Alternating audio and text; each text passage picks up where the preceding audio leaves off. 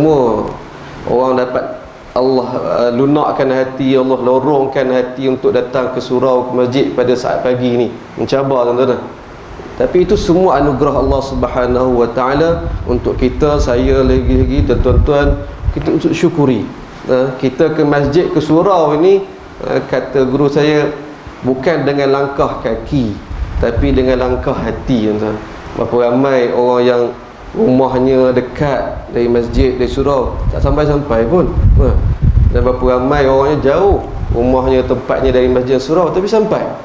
Tapi mana kata kita datang ke sini, Allah pilih, Allah lorongkan, mudah-mudahan kita tambah, kita bersyukur, Allah tambah lagi, tuan-tuan.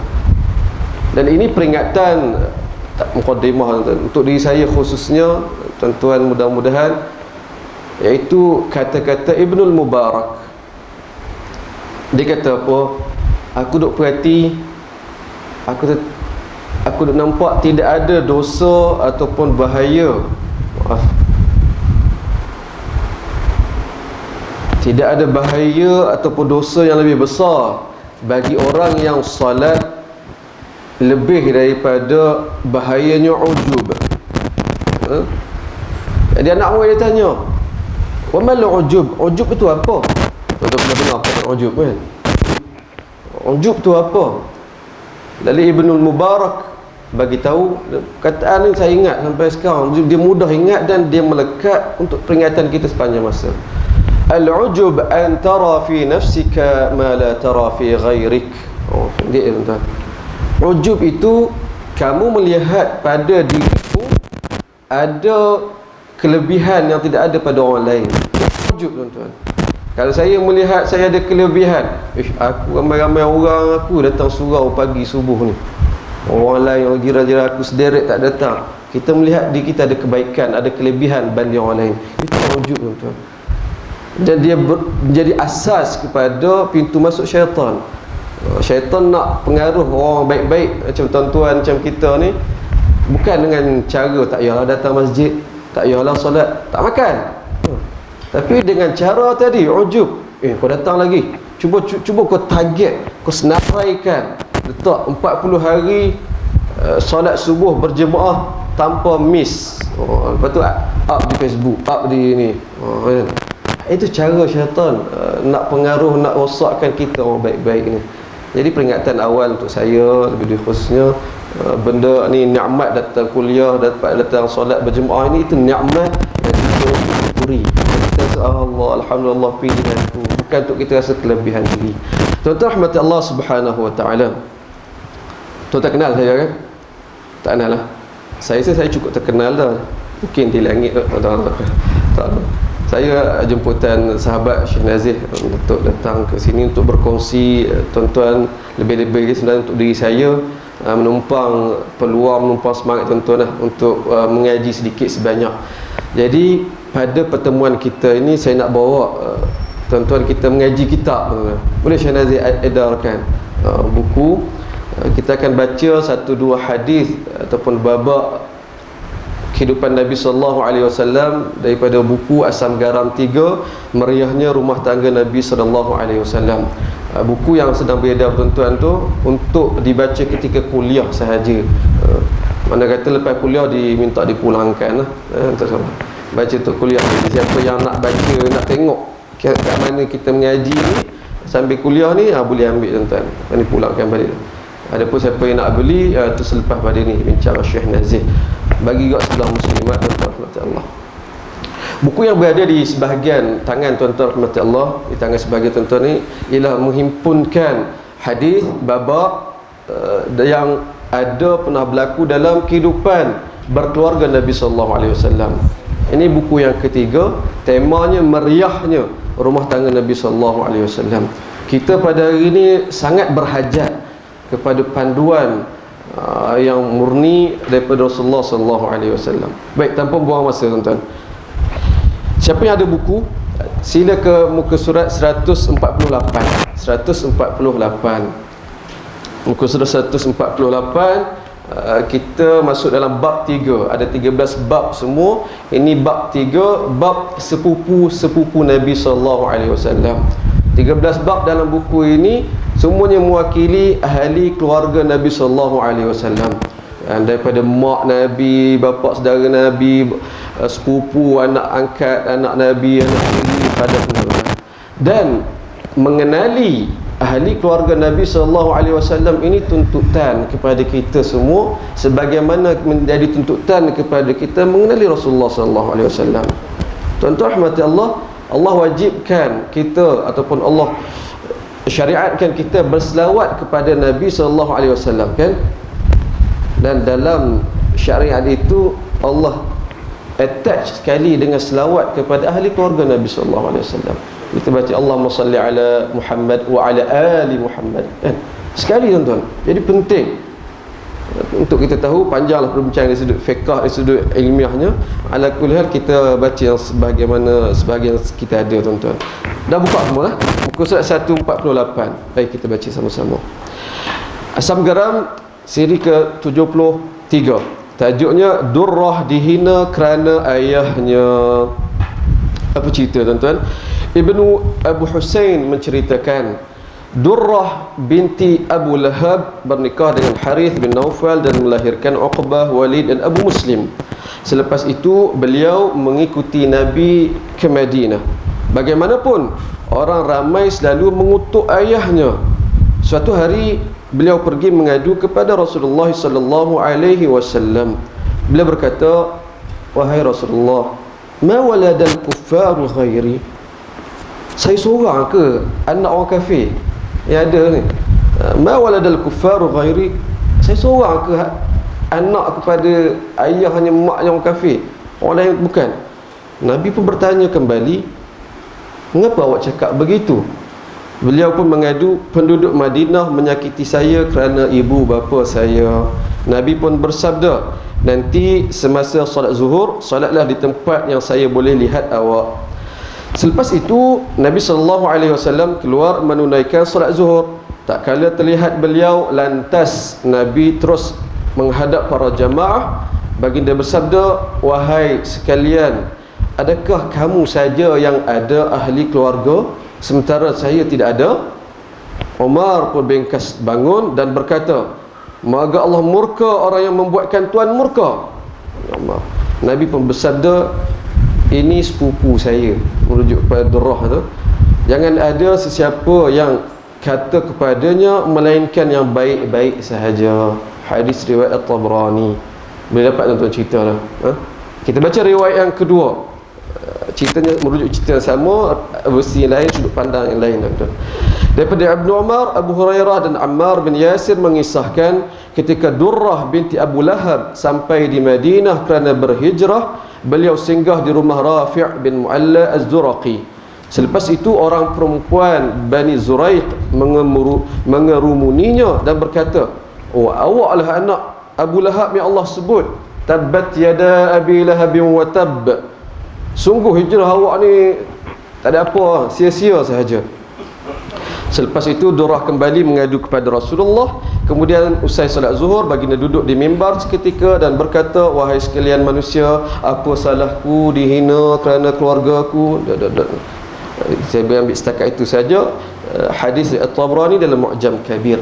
Tuan-tuan rahmati Allah Subhanahu wa taala, apa yang kita akan bicarakan ini bukanlah bermakna untuk tuan-tuan, bukanlah makna saya dah lepas. Saya yang lebih memerlukan peringatan ataupun sentapan rohani ini.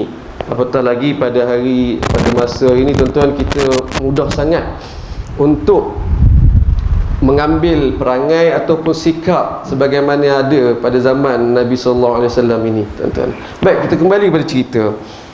Pertama, tuan-tuan kenal satu insan, namanya Durrah binti Abu Lahab. Abu Lahab kenal, tuan-tuan? Abu Lahab, satu-satunya kunyah, tuan-tuan tahu kunyah. Kunyah ni gelaran atau panggilan abu untuk lelaki ataupun ummu untuk perempuan.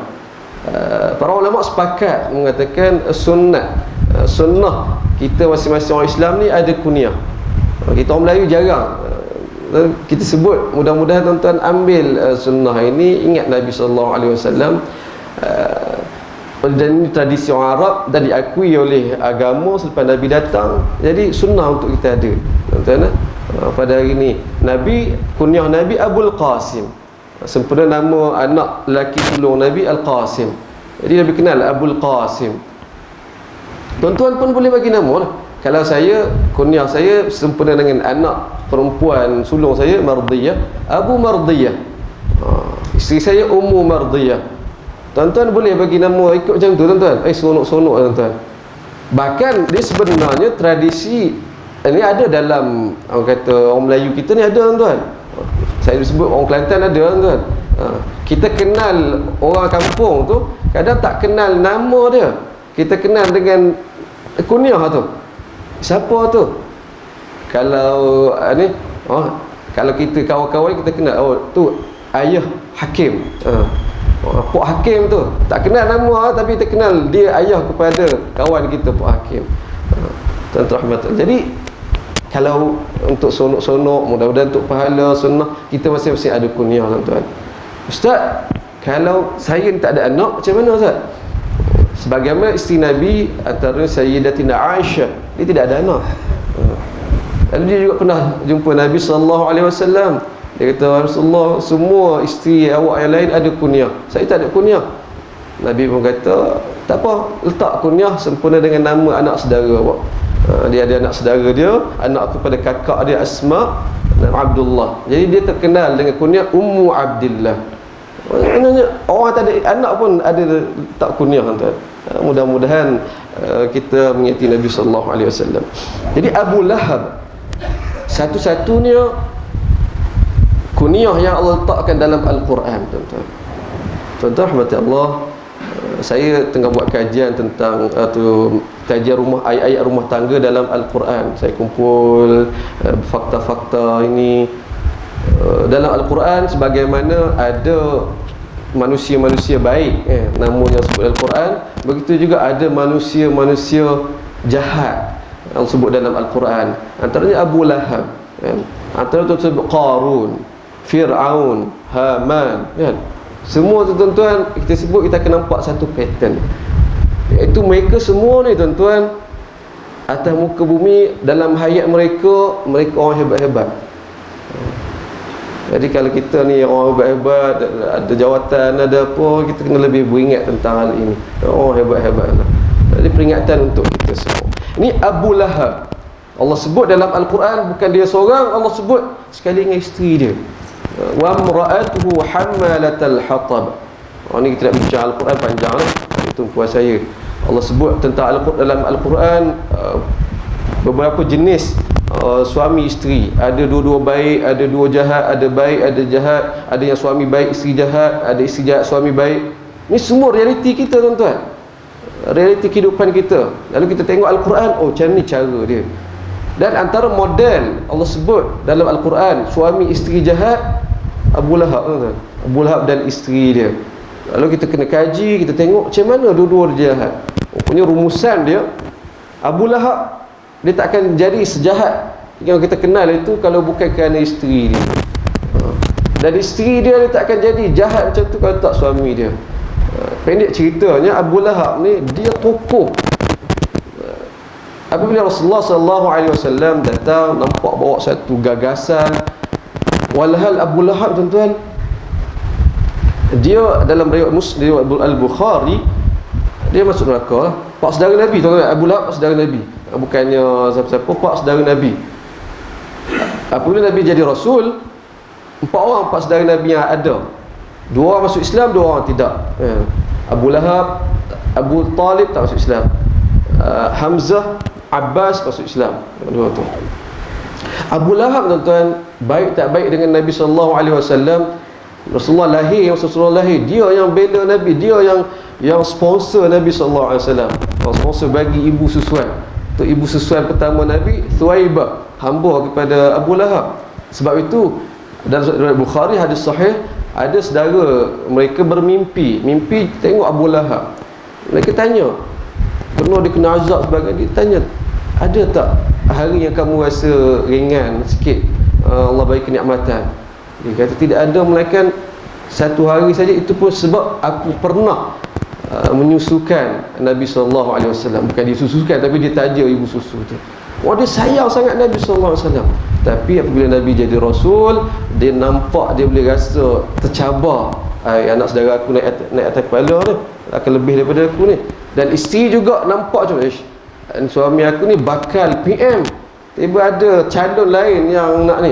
Tak sedap duduk tuan. Lalu masih. Sebab itu isteri Abu Lahab, Allah bagi gambar wa imra'atu hammalatal hatab, dan isterinya si pembawa kayu api. Bukannya kerja dia bawa kayu api, tak tuan. Dia memang VIP, memang kaya masa zaman tu. Tak, tapi dia ibarat ataupun isyarat kepada perangai dia. Orang dah bakar sikit memang bagus, tapi dia yang pergi tambah kayu api untuk jadi marak lagi. Suami dia dah rasa tak syok dah, dia lagi tambah. Betul lah, abang patut jadi ketua ni. Dia lagi ngapi-ngapikan.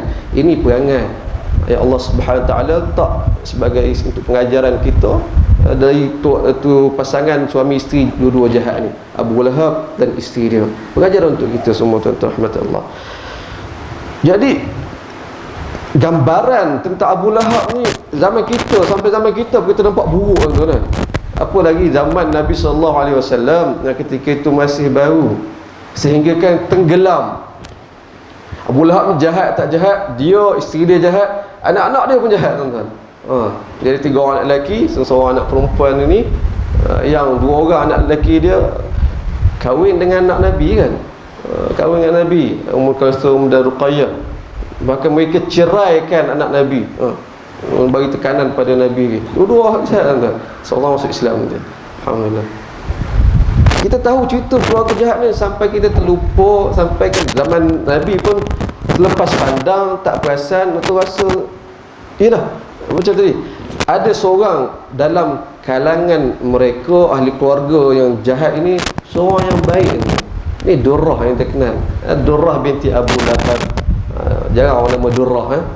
Durrah maksudnya permata. Permata. Benar lah, permata dalam lumpur. Durrah, dia beriman dengan Nabi di Mekah lagi, di peringkat awal. Bukan senang, tuan. Bahkan mencabarnya lagi keadaan dia. Dia beriman dalam keadaan keluarganya, ayahnya, mak dia, abang-abangnya tak beriman. Bukan setakat tak beriman, menentang lagi. Tapi dia boleh terima agama, tuan. Hebat, tuan, iman dia. Tapi sehebat iman dia, hebat juga ujian dia. Dia diuji sebagaimana yang kita baca ini. Apabila dia berpindah atau berhijrah mengikut Nabi SAW, kan senang kehidupan di Madinah. Sampai sana orang tahu dia anak Abu Lahab. Jadi orang ingat ayah, orang benci ke ayah tu sampai benci ke anak-anak, sampai benci ke anak. Kesian Durrah ini, sampai dia tak tahan. Satu hari datang jumpa Nabi SAW, Nabi. Jadi sepupu Nabi, tuan-tuan, sepupu Nabi mengadu kat Nabi sampai kata, Rasulullah, saya seorang ke anak orang kafir. Padahal ramai, tuan-tuan, anak orang kafir. Tapi sebabkan ayah dia tu istimewa, jahat dia, sampai kena dah ujian macam tu. Nabi SAW baru tahu hal ini, tanya, kenapa cakap macam tu, begini, macam tu, baca tadi. Sampai dia kata, penduduk Madinah menyakiti saya kerana ibu bapa saya.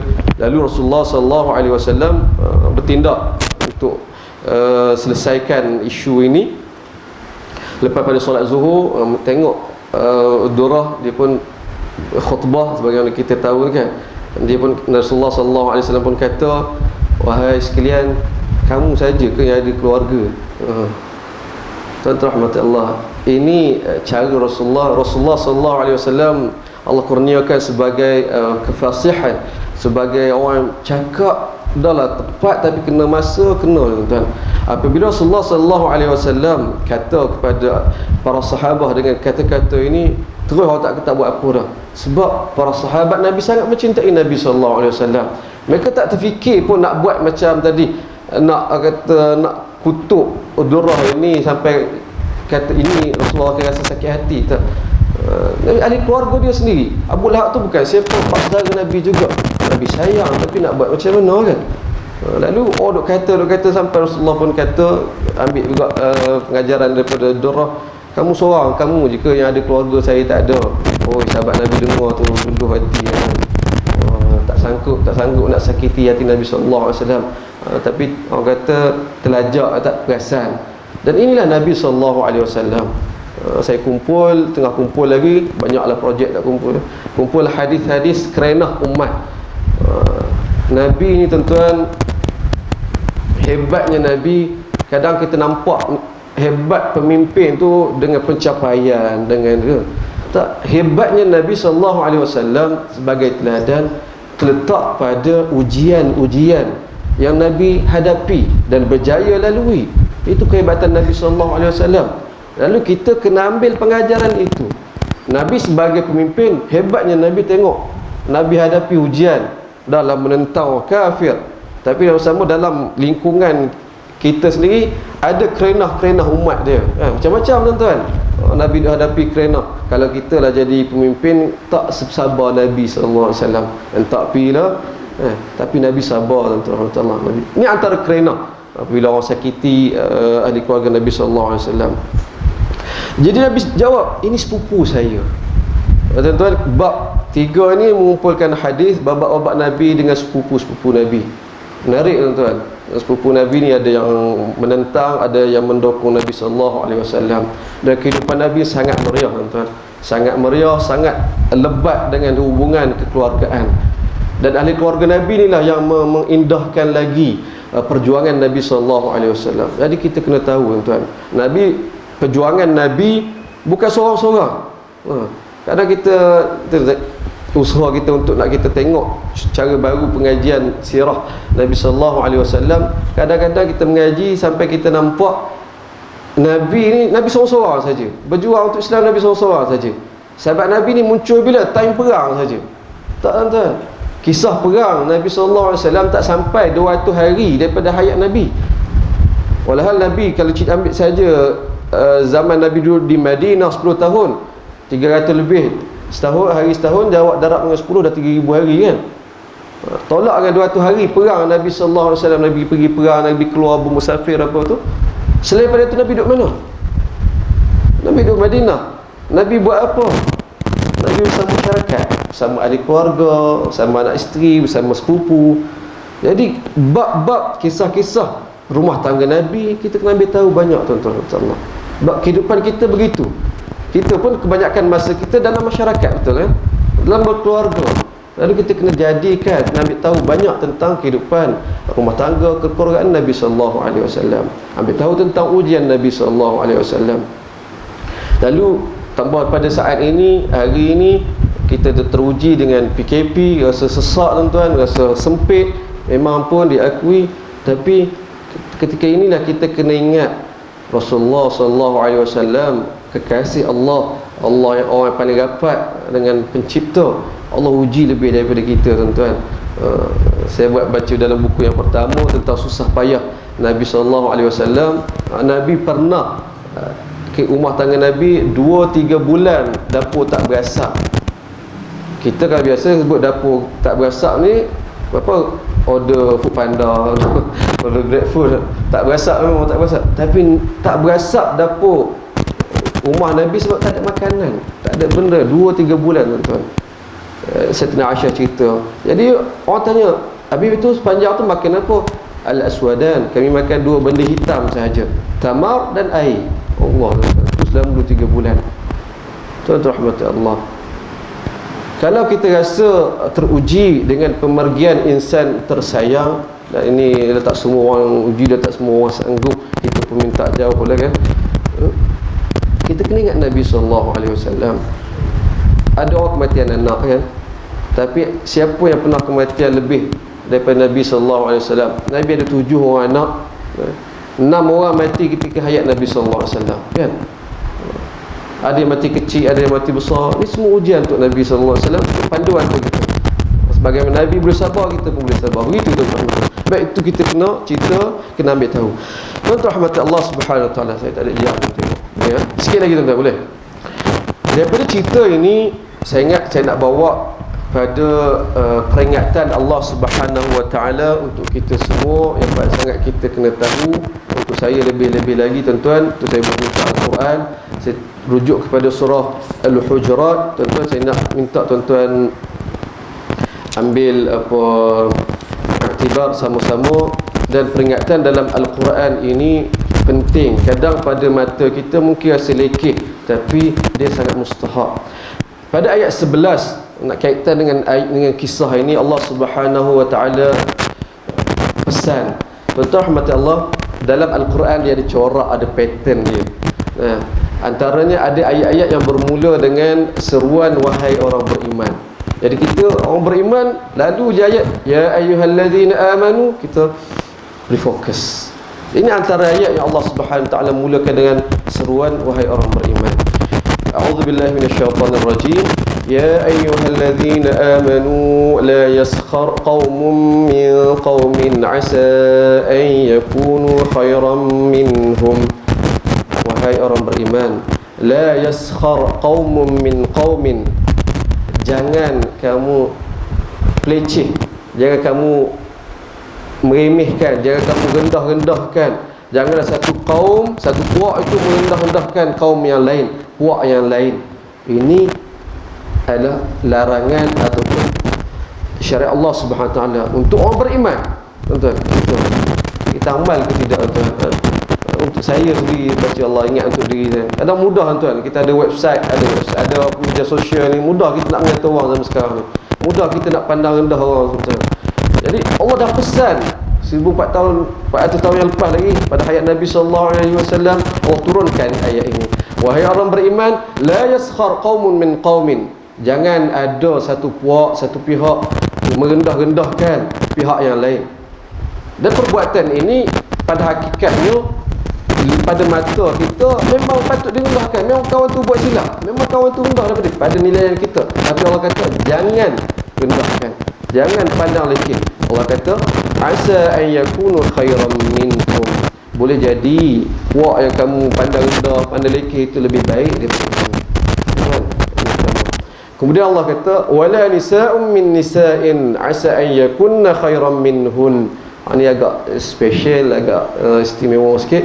Dalam arahan ini Allah khususkan pula. Biasanya apabila Allah sebut arahan, Allah sebut larangan, itu untuk orang beriman, dia gabung sekali lelaki perempuan. Tapi khas dalam arahan sebegini, Allah asingkan umum, dan juga Allah sebut perempuan secara khusus. Ada sebab lah. Sebab hal-hal perangai nak pandang rendah orang ni, ini ayat Allah Subhanahu Wa Taala kebanyakannya perempuan lebih daripada lelaki. Wala nisa'un min nisa'in, janganlah satu perempuan, satu kumpulan perempuan memandang rendah perempuan yang lain. Asa an yakunna khairan minhun, boleh jadi kumpulan yang kamu rendahkan itu lebih baik daripada kamu. Wala talmizu anfusakum, ini yang kedua Allah Subhanahu Wa Taala sebut. Wala talmizu anfusakum, jangan kamu mengata buruk sesama kamu. Untuk kita semua, jangan kamu mengata buruk. Talmizu, kita dah baca surah Al-Humazah, wailul likulli humazatil lumazah, sama perkataan talmizu lumazah, celaka bagi orang yang banyak mengeji dan mengutuk. Wailul likulli humazatil lumazah. Wala talmizu anfusakum, jangan kamu mengata buruk sesama kamu. Isunya bukannya isu orang kata isu benda tu tak betul jadi tuhmah, jadi tuduhan dusta pula. Ini benda betul, memang kawan tu tak kena, memang kawan tu ada keburukan, kita pun kata keburukan. Itu Allah larang, tuan-tuan. Wala talmizu anfusakum wala tanabazu bil alqab, jangan kamu masing saling melabel-label, gelar-menggelar. Tuan-tuan rahmat Allah, pada hari ini saya bukan nak cerita kumpulan paliran, tapi kita teruji, tuan-tuan, baik dari segi politik, baik dari segi aliran pengajian, baik dari sudut kenegerian, kita teruji. Dan kita teruji dengan mudah untuk nak memandang rendah orang lain, mudah untuk nak mengata buruk orang, tuan-tuan. Jadi ini pesanan Allah Subhanahu Wa Taala untuk kita semua, dan Allah Subhanahu Wa Taala ingatkan kita untuk beri perhatian tentang hal ini. Tuan-tuan rahmati Allah Subhanahu Wa Taala. Bahkan Allah sebut, panjanglah nak syarah surah Al-Hujurat ini, tapi pengajaran untuk saya sendiri, tuan-tuan, kita mudah sangat orang. Tuan-tuan rahmati Allah, dua nas ini, hadis dan juga Al-Quran ini menjadi mudah-mudahan peringatan untuk sama-sama kita pada saat ini. Mudah-mudahan kita makin baik dari agama kita, kefahaman kita dan usaha kita untuk mendekati Allah Subhanahu Wa Taala. Sebagai yang terakhir tuan-tuan, saya nak baca riwayat boleh? Riwayat yang kedua tentang durrah. Memang ada dua ni sahaja dalam buku ini. Kita tengok tuan-tuan. Muka surat 150. Muka surat 150. Asam garam 74. Durrah berlumba dengan Aisyah. Apa cerita? Daripada Abdullah bin Amirah, daripada Durrah binti Abu Lahab menceritakan, pada suatu hari aku bersama Aisyah, Aisyah isteri Nabi lah. Tidak lama kemudian Nabi masuk dan bersabda, bawakan saya air untuk berwudu. Durrah pun kata, fabtadartu ana wa Aisyatu al-kauz. Maka aku dan Aisyah pun berlumba-lumba, ambil bekal berlumba-lumba pergi ambil air, ambil bekal terus nak bawa pada Nabi SAW. Berlumba-lumba untuk bawa sebekal air pada Nabi. Aisyah kata, aku sampai dulu. Maka Rasulullah SAW pun ambil air daripada aku. Usai berwuduk, Nabi SAW memandangku dan berkata, awak sebahagian daripada saya sebahagian daripada awak, dari satu keluarga sama. Hadis riwayat Ahmad. Ini antara kisah antara kita Nabi dengan Durrah, sepupu Nabi SAW. Dan kita seronok tuan. Saya tumpang masa tuan-tuan baca. Kadang kita dah tulis buku ni, kita sibuk buat buku lain, ada kuliah macam ni, baca balik untuk peringatan, untuk keseronokan kita isi. Terima kasih tuan-tuan. Jadi kita kenal pagi ni seorang ahli keluarga Nabi, orang rapat dengan Nabi, sepupu Nabi, Durrah, Durrah binti Abu Lahab. Kemudian kita kenal, kita tahu juga apa pengajaran di sebalik kisah dia, bawa kita kepada arahan peringatan Allah Subhanahu Wa Taala untuk jaga akhlak sesama kita.